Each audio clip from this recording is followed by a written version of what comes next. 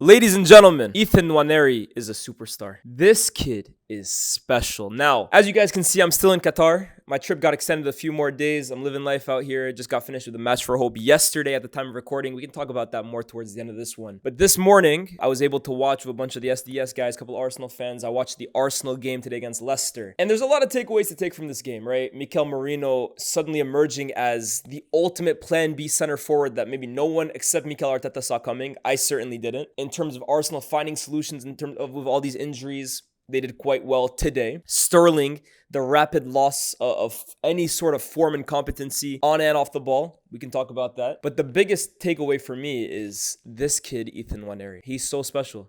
He is so special. Now, we always want to kind of be cautious when talking about young players because we've been burned throughout the years with players that show so much potential from a young age, or they show so much incredible form at a young age, and maybe it never just materializes into an amazing career for whatever reason.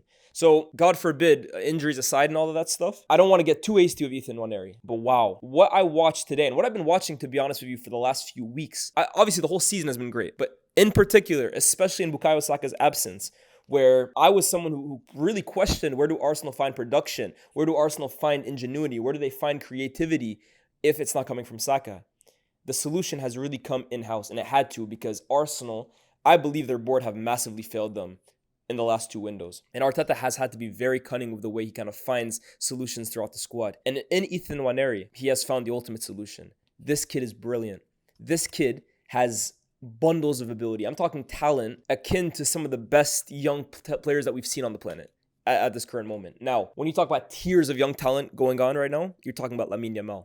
That's a different stratosphere. That we know. But after that, 20 and below, like we're talking 20-year-olds and below, I think this guy can chat to all of these guys. In terms of just pure natural ability, I think Nwaneri is as good as any 20-year-old or under, bar Lamine Yamal, who is a once in a 20-year player. I think he can chat to everybody else.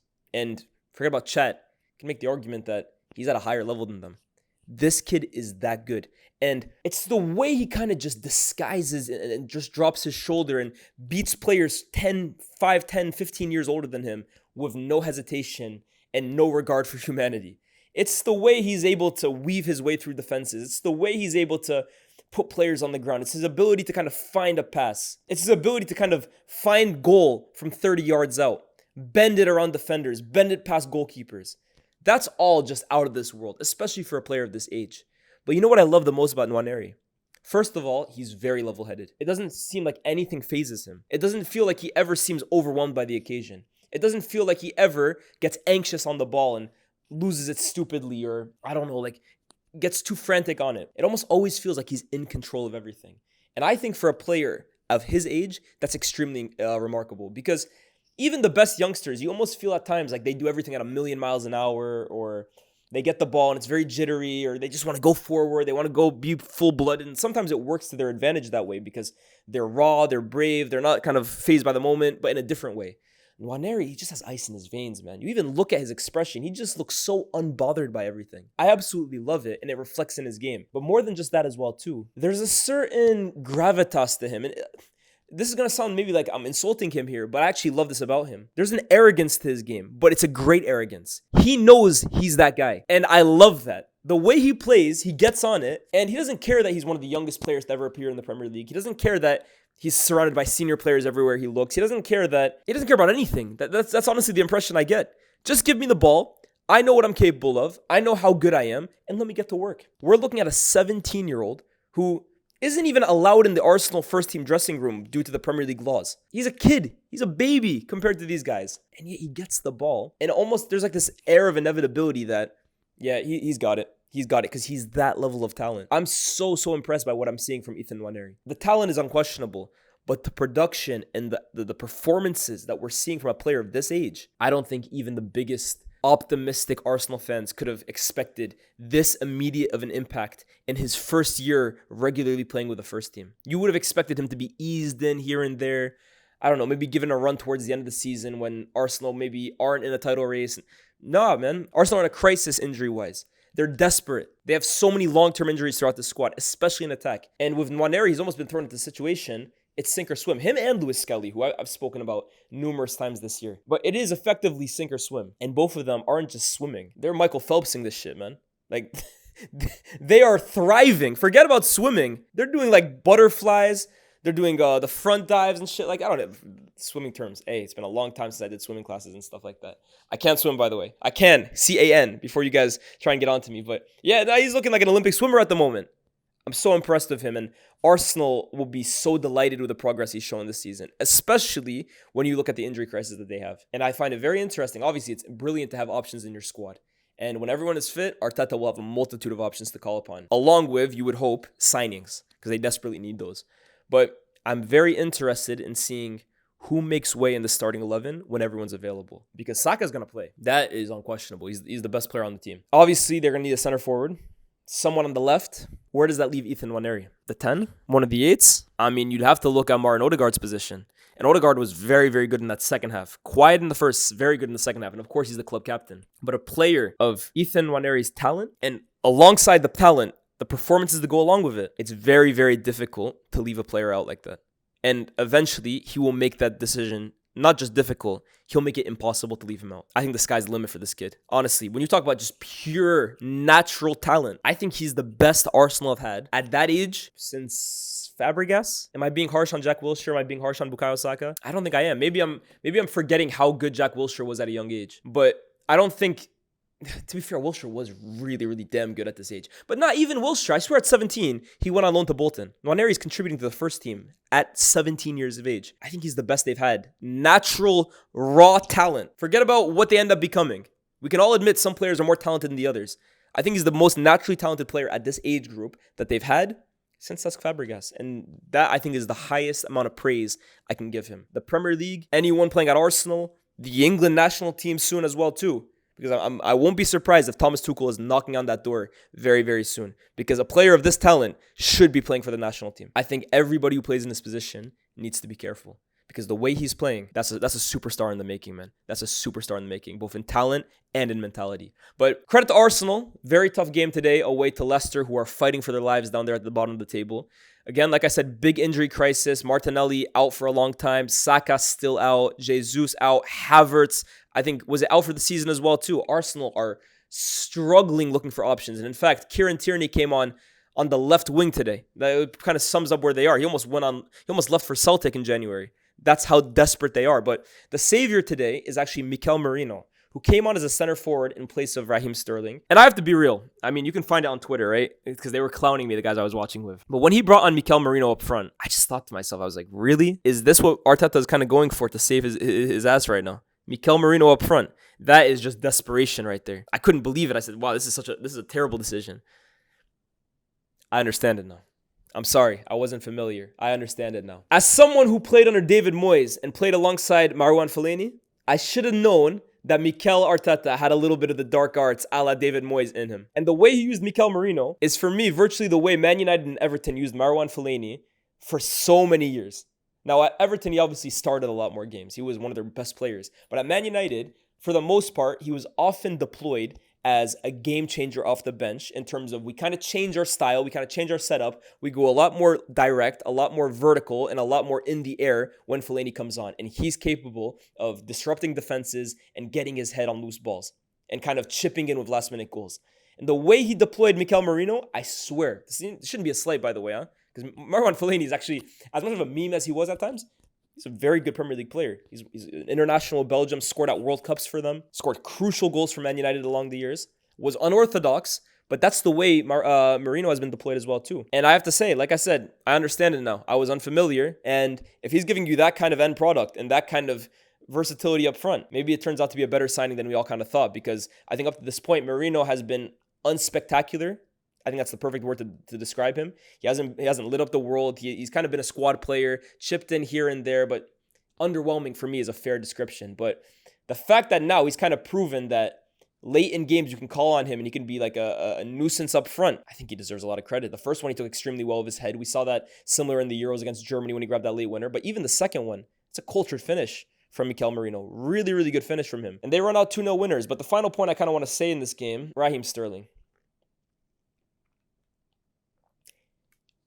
it's sad the way he's going out. Honestly, for me, it's quite sad because although I've never been like Raheem Sterling's biggest fan, because I don't know, he's just not my kind of player personally in terms of what I enjoy watching. There's no taking away from the fact that his impact in the Premier League has been nothing short of extraordinary, right? The amount of goals that he scored, over 100 goals from the wing, won countless Premier League titles, countless cups, represented his country at the highest level, and was actually, in my opinion, one of the best players at Euros for England. He's one of their best performers in the last 20 years. Sterling is a Premier League, I wouldn't say legend, right? I think legend, we use that word too much. Legend, you're talking about la crème de la crème here, but he's a hero. He's a Premier League hero. But the way he's going out these last 3 years is kind of sad. Now, I think Sterling is 30 years old, which on paper is like, isn't that a little early to kind of be burning out? You also have to take into account how young Sterling started and how many minutes he has on the clock, how many minutes he has on in his legs, how much mileage he has on those legs. It's a lot. He's been playing football from a very, very young age, and he's been playing at an intense level. So for me, it's not really too shocking that even at 30 years old, he is burning out physically. But today's performance, I mean, already this year, he hasn't had too many opportunities, whether through injury or whether just the fact that Arteta hasn't rated what he's seen. But we've described Arsenal's injury crisis. They needed Sterling today. And that cameo is up there with one of the worst you'll see from a winger this year. No disrespect to Sterling, but we got to call it what it is. He was isolated with his fullback countless times today. I'm struggling to remember one time he actually got the better of him. His decision-making was off. His final pass was off. He was dull in terms of his actions. Wasn't sharp enough. And as a winger, when you're given that much opportunity to take on your fullback and you continuously fail to do so, it's a damning indictment of where you are at your career, right? And the Chelsea stint just hasn't worked out. The Arsenal stint has been an absolute disaster. And for Sterling now, I really wonder where he goes. I don't know if he gets another Premier League move, to be honest with you. I think you're potentially looking at him going abroad, whether to Saudi, whether to the MLS. Obviously, what he's done in his career, you can't sniff at. But at this current moment, today was the ultimate indictment. And I think it was damning looking at Sterling on one side and Nwaneri on the other, just where each of them are in their career. And let's not forget, Sterling at one point was in that situation that Nwaneri was. He was the wonder kid at Liverpool. He was the kid making first team records in terms of youngest debutant at this age. Like, Sterling was that guy when he was a younger player. And like I said, nothing to take away from his career. You can never take that away from him. What he's won, the amount of goals he's scored, the impact he's had. But this guy's a shadow of his former self. He is. And I wouldn't be surprised if he's out of the Premier League next season because I just don't think he can offer what he used to. Father Time catches up to everyone, and I think it's massively caught up to him. Before I go, I want to give a quick note on Amad Diallo and Manchester United. Now, Amad Diallo is out for the season. I'll repeat that. Amad Diallo is out for the season. Now, I made a video saying, for me, after seeing what we did in the transfer window, our squad lingering in 14th, letting go of two attackers in an already weak position, and not bringing anybody else in, for me, I mentally checked out.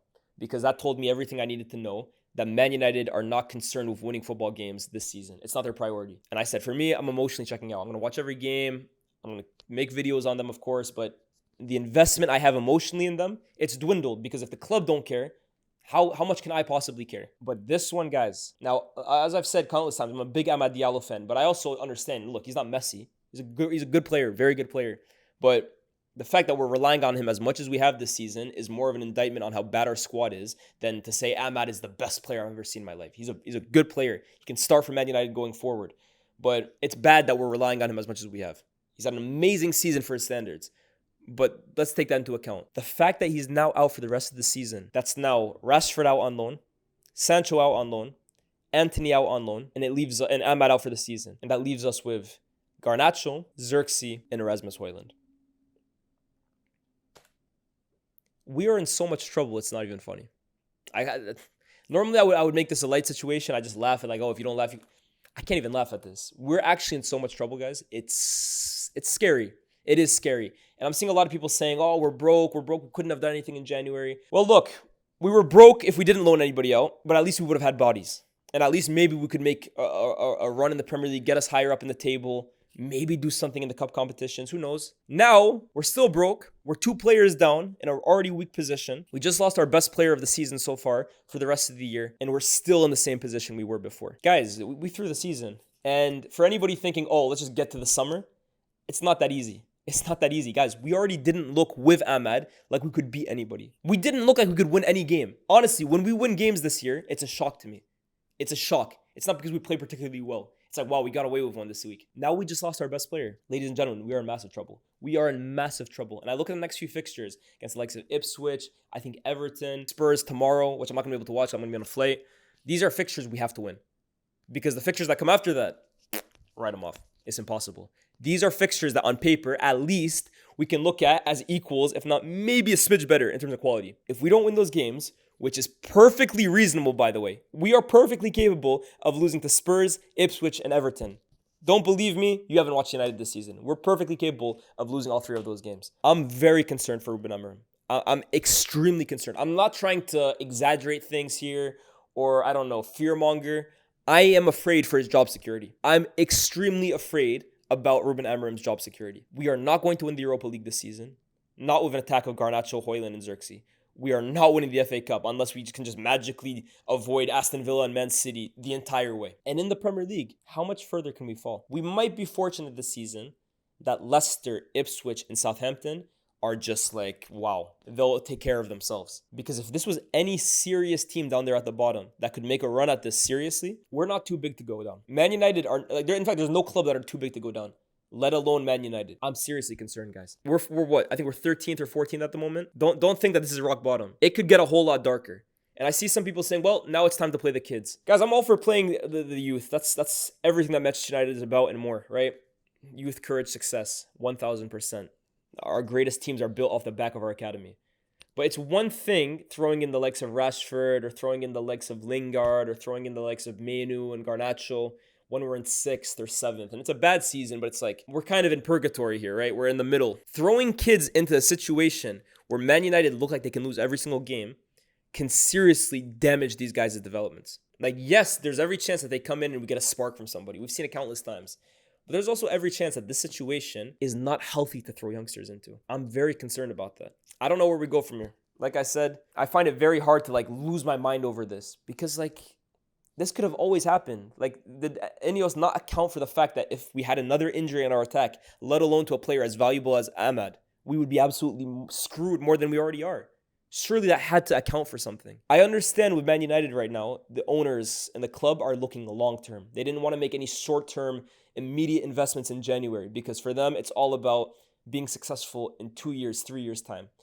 But I really fear that in the pursuit of being successful in the future, they have massively hampered our here and now, and to an extent that I don't think was entirely needed. I'm very concerned. Finally, I just want to say a massive thank you to anybody who tuned in to last night's Match for Hope here in Doha, Qatar. If you tuned in, you might have heard a familiar voice. Yes, that was me commentating on beIN Sports, on Chunks' YouTube channel, on Abu Fullah's YouTube channel. I'm on TikTok these days and Instagram today, just scrolling down on Reels and stuff and just hearing my voice in the back is absolutely surreal. I met so many legends like Andrea Pirlo, Andres Iniesta, David Silva, Del Piero. I mean, people that I absolutely looked up to growing up as a kid. And I always say, right, I meet a lot of footballers these days through my job. And although I'll never get tired of it because this is something I've always wanted to do since I was a kid. I don't know. I think the more you work in the industry, I always say, right, the stardom around these guys, it kind of goes down a little because you really just clock they're just regular guys. And a lot of these guys are my age as well too, right? They're in their mid-20s.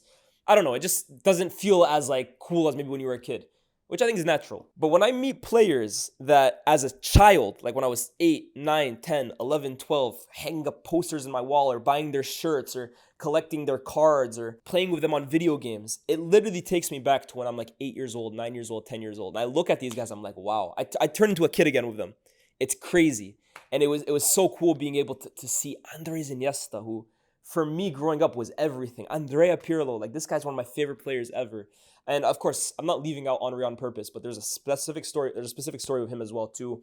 Thierry Henry was the third person I ever interviewed in my life. First was Mickey van de Ven, second was Gabriel Jesus, and thirdly was Thierry Henry. And I remember going into that interview, I think I said it in a Q&A recently, that was the moment for me that I realized, my career might actually go somewhere. This is crazy. And I actually told him, at first I went up to him, I said, Thierry, I don't know if you remember me. My name is Lyes. I interviewed you a year and a half ago. It's for EAFC. He's like, yeah. He actually told me, no word of a lie. I do remember you. You were the guy who was asking me about each player and stuff like that. I was like, yeah, man. That interview did a lot for me career-wise because it was such a hit. BR absolutely got so much not publicity, but they got so many views and like reposts and stuff because he gave amazing answers. Henri to this day, not just because of his status, but because of the responses he gave me and the energy and charisma he showed, he gave me the best interview I've ever had. And it allowed me to do even more and more and more. And my career has really just kind of been on the up ever since that. And I think it was a big catalyst for that. And I told him, I said, it's gotten to the point, that interview did so much for me that a year and a half later, I'm here commentating your game. I went from watching you as a kid to interviewing you to now being the voice commentating over you playing football. Like, I have to pinch myself to really deep how crazy that is.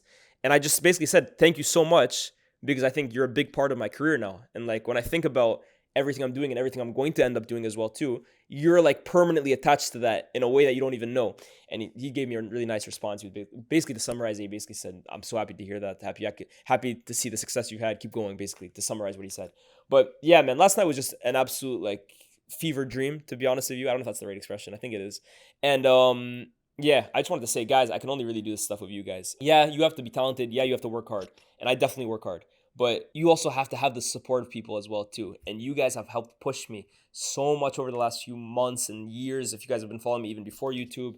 And it allows me to kind of get these once-in-a-lifetime opportunities. And last night was exactly that. It was the second time I commentate the game, but it was just as surreal as the first one.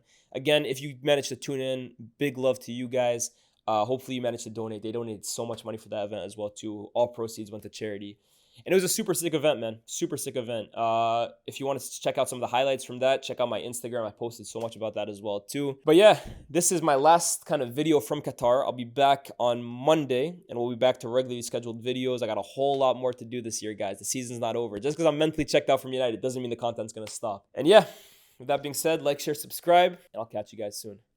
Peace.